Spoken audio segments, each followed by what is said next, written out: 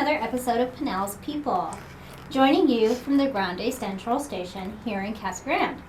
With us today, we have one of the key masterminds behind the Grande Central Station and the Neon Sign Park, as well as a host of other preservation initiatives, Marge Jantz. Marge, thank you so much for being on the show. Oh, it's my pleasure to be here. Yeah, absolutely, and thank you for hosting us too. So one of the questions we always ask every guest that comes on our show is, could you give a little bit of insight into your background for our audience members who might not be familiar with you and the work you've done? Wow. Okay. I moved here in 1997. Worked a couple years at the United Way of Pinal County, and then the job of my life, working career, came available, and I became the executive director of Casa Grande Main Street. So in the meantime, because I have a love for preservation, started up in Phoenix I was a friend of the Orpheum Theater when they were doing all the redo with City Hall. And my realtor had said, oh, you really need to get on the Preservation Commission.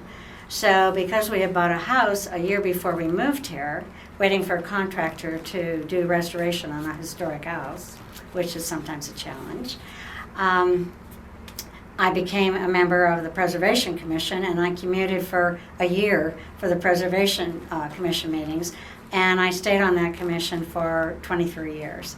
So a lot of my involvement in preservation had to do with the Museum of Casa Grande, my job at Main Street, and my position on the City's Preservation Commission. And they just all intertwined, and it was perfect. Mm-hmm. Yeah, absolutely. And Marge, can you tell people a little bit about, because of course, I mentioned Neon Sign Park, and I mentioned this building as well. Can you tell our audience a little bit about your efforts with those projects? Okay. Well, the first sign that we saved, and when I say we, Tom Poor was in charge of facilities over at the Museum of Casa Grande, and he was kind of like the go-to person for junk. He had 30 acres south of town, and he knew that the city was going to be demoing the Horseshoe Motel. And he contacted me, and he said, really need to go out there and take a look. Went out there and saw that sign, and it's like, oh my gosh, gotta have it. So that was the first sign that I saved. And with his help and the city's help, and they stored it for 10 years outside, south of the tracks, until I begged them to move it inside. And in the meantime, I was collecting other signs, and it just felt like the right thing to do. And pretty soon I had a sign here and a sign there. And so after I had a few signs, and the city planning director knew what I was up to, he said to me, Marge, next thing you're going to be wanting a park. And I'm like, a park? I hadn't thought about a park. So an outdoor museum is what we happen to have at the moment. But and then what happened next, and because when you're doing something and you just start having all of those magical things happen, you're on the right track. So the next thing that happened was there became a grant available. Rena Rain was the executive director at Main Street at the time. And I actually, right before the grant became available, I had gone to her and I said, Rena, I have this idea, and this is where I think it should be, and I need you because you're a 501c3, and we're going to need to raise a whole lot of money. And she said, I love the idea. It's exactly where it should be, but I'll do it on one condition. What's that? And she said, you need to ask the Kramers if they'll provide the property, because we knew that there would be no way that we could afford to have signs restored and buy property. And I did. I went to Kara Cooper and talked to the family, and the answer was yes. And lo and behold, the next thing that happened, a grant became available. Mm-hmm. Guess what? And it was a national grant. There were going to be 25 cities involved. It was a Partners in Preservation grant. It was going to be National Main Street, National Geographic, and American Express. And American Express has a home office up in Phoenix. So they decided they wanted to have representation in the state of Arizona. The Phoenix Preservation Office knew we had an idea, and they considered us a suburb of Phoenix. And Rena signed the papers, and we were in. And the rest is history.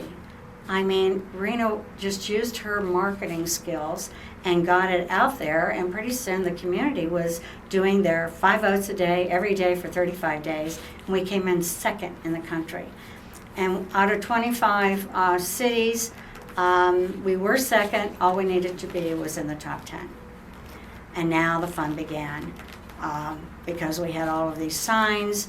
And, I had made a connection with the gentleman that actually ended up installing all of our signs and restored all but 2, and that would be Jude Cook in Tucson. I had met with him in 2015 to have him look at some signs that we had in the community, and that was before the vision of the park. And so we had that connection, got with him, and, it was magical. It just all started to happen. And I am so grateful for some of the people that stepped forward, contractors and business people that we just had. Actually, had not nearly enough money with the grant. And there was a lot to be done. And people were just stepping forward, and they were just donating all kinds of in-kind services to make it happen. Mm-hmm. Yeah. Absolutely. So Marge, could you share a little bit about what would you say has been your biggest motivation when it comes to preservation work?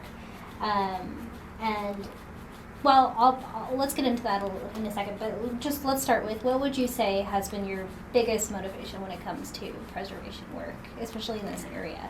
Okay. Well, I did get quite excited up in Phoenix with being on the Friends of the Orpheum Theater.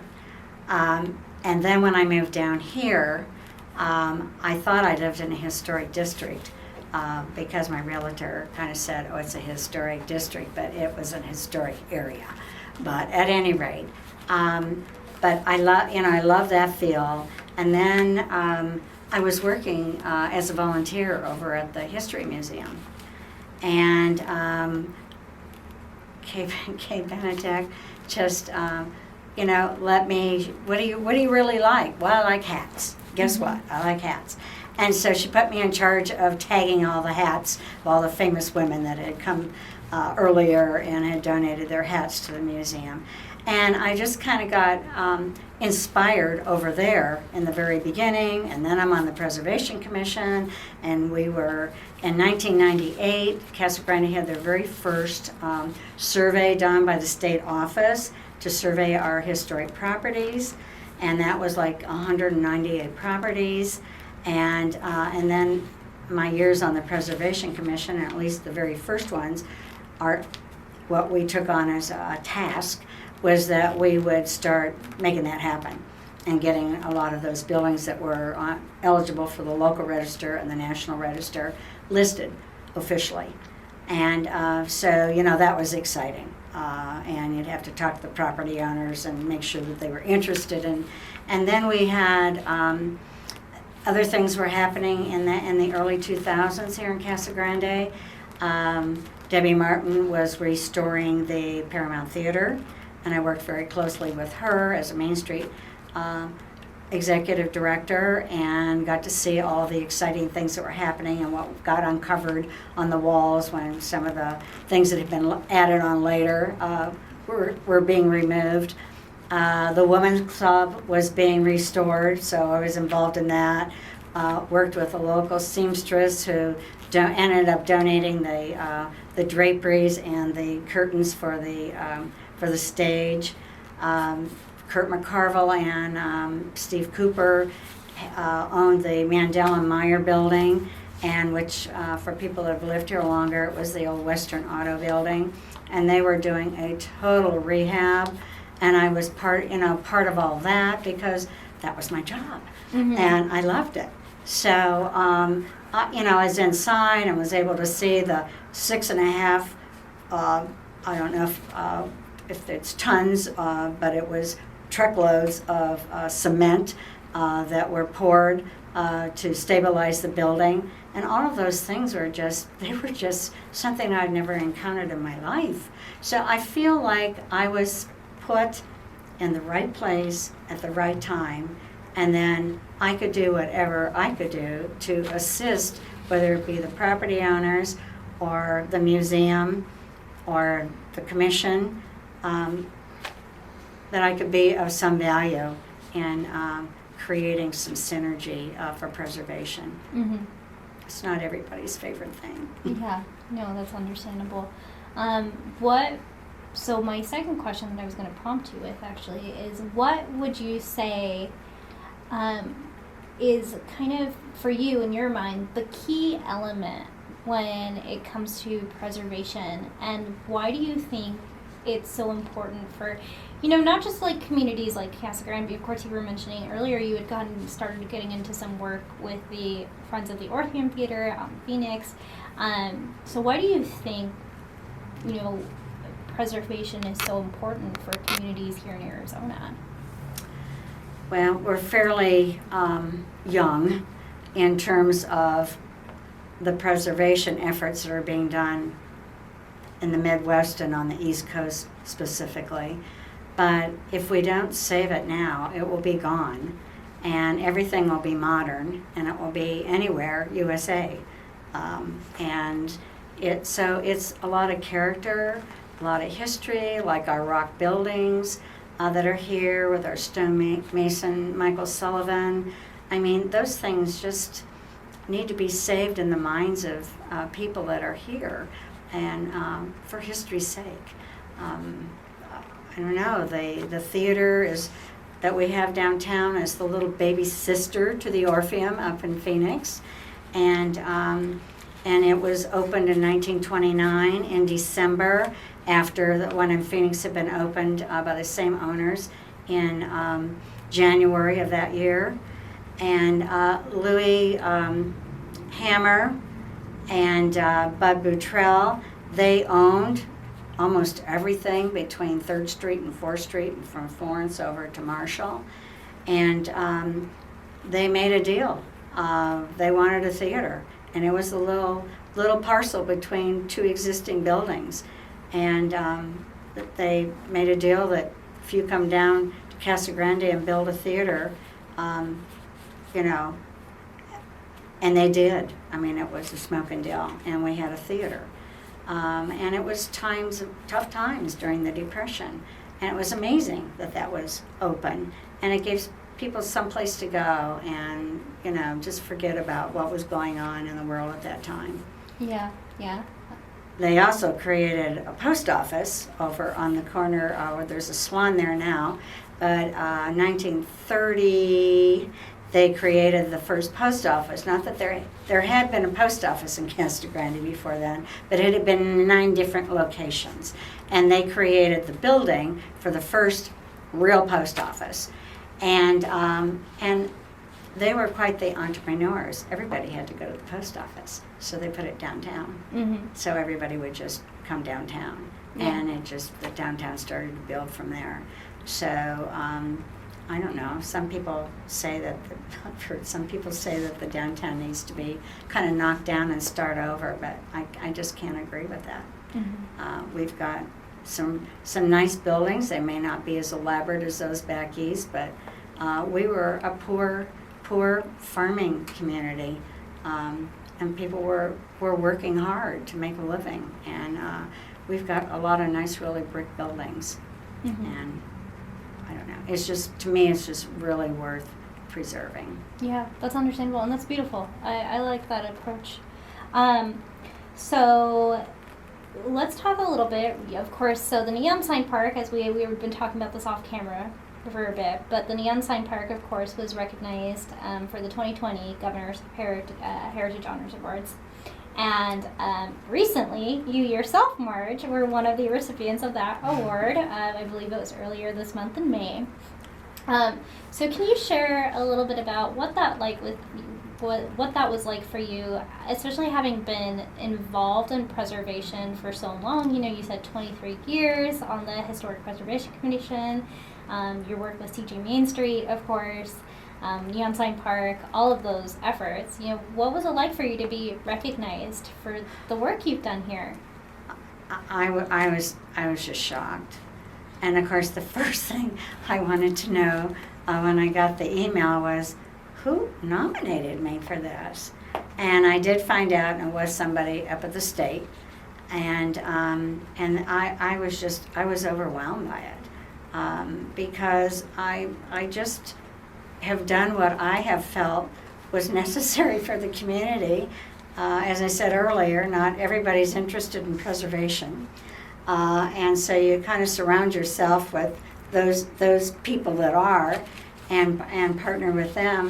But I don't know. It's always been about the community, and I just have done what I've been led to do, and I never thought about receiving an award for it. And and I know what people say about it's so humbling, and it really was. And it was a very exciting evening to be. And it was all about Casa Grande, because it was just like, wow, we haven't had one. I mean, other than the one for the park, we hadn't had one for a good many years. So it was kind of getting Casa Grande out there again. Yeah. And it was funny because I was in the audience when they presented you with the award, and there were even a few comments from people, other people who were receiving awards actually, about Casa Grande sort of showing up in force, and it was very cool to see. So, kind of switching gears here for a minute too. Another thing that I wanted to ask you about is, we've talked a lot about preservation. You've even mentioned a few times, sort of, what you think people might sometimes have the tendency to think. But if you could get a message out there to people, what do you wish more people understood about preservation?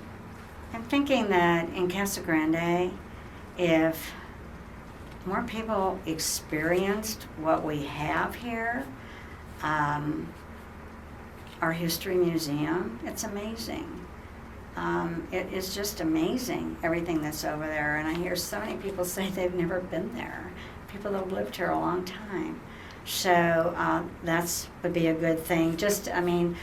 I think sometimes when people would be surprised and they'd say, ooh, I'd like to get involved in that, but if they don't know what it is, they don't know what, they don't understand what they possibly could be doing. So participating at the museum would be one. We have a wonderful art museum, and I know it's, open several months a year with shows, but it's an historic building, lots of history. There's a mural in the alley behind Main Street, and it's full of history. It's a replication of the original Main Street. There are other murals downtown. There's one at the Casa Grande Dispatch that talks about Highway 84 and some of our the landscape that was done. It was a 2012 Arizona celebration, but there's a plaque, original town site map and pedestal at 3rd Street in Florence that people could observe. The Doors to the Past have a lot of history, and they've been updated with more history, so that's really good to see. And of course in 1998, my predecessor and an artist did the mural on 4th Street, the Rose Johnson mural. That's full of history, and there's plaques over there that the Preservation Commission put on to describe what was going on and on each of those plaques. And I think sometimes people see a mural, they see a plaque, and they maybe don't take the time to just stop and pause and read. But even on our Windmill Roadside Attraction, we've got a QR code that talks about the our agricultural history. And that project started through Grande Central Station, but with the gift of Tom Poor's windmill. And it was like, okay, a year or two later, the windmill goes up, and then there's like a blank palette with that wall of that building, and it's like, ooh, let's have some cows and a water trough. And then it was next, well, let's just create an agricultural scene. And then the QR code explains all that in 2.5 minutes. I think if people should just embrace some of the things that are available to them downtown, they might get connected. And I don't know. I mean, it's just, history is a wonderful thing, and I happen to enjoy it and love it. So it's hard sometimes to fathom that other people don't feel the same, but it's possible. And I think sometimes people would be surprised if they started checking into some of the history that this is a pretty doggone interesting place to be. Yeah, that's wonderful. And then Marge, just one last question for you, and this is a question we've made our mission to ask all our guests this year, which is, many, many years down the line, when you think about what people, will remember you for, and remember about your legacy, what do you hope comes to mind? Okay. Well, the first thing that comes to my mind is a friend of mine is no longer with us. She used to say, oh, geez, when people see you coming, they're like, oh, what does she want now? but I hope that's not what they remember me by. I hope that they realize that those things that I asked for, they were important to me because I thought they were important for the community. And people will realize there was somebody out there that was really excited and might get some wild and crazy ideas, whether it be doing booklets or doing plaques or whatever it happened to be. It was like, yeah, I hope that people remember that there was somebody that was an advocate both for history and for art, because the two of them are very much connected. Mm-hmm. That's wonderful. Marge, thank you so much for being on the show. Okay. Well, I'm so happy that you asked me to be part of this. So thank you.